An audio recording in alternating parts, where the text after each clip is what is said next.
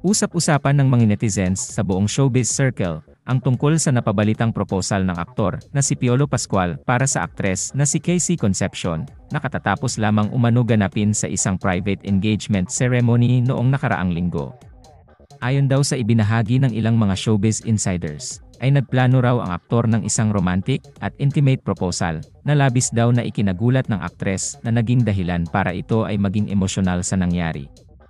Bagamat nananatiling pribado ang ilang mga detalye patungkol sa napabalitang engagement ng dalawa, ilang mga sources ang nagkumpirma raw na naroroon ang mga malalapit na kaibigan at kani-kanilang pamilya upang saksihan ang special at heartfelt moment ng magkasintahan.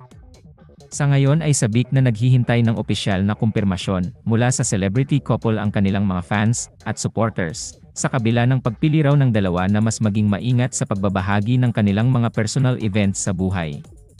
Anong opinyon o reaksyon mo sa balitang ito? Huwag magdalawang isip na ibahagi ang iyong pananaw at huwag din kalilimutang i-like ang video na ito. Maraming salamat sa iyong panonood.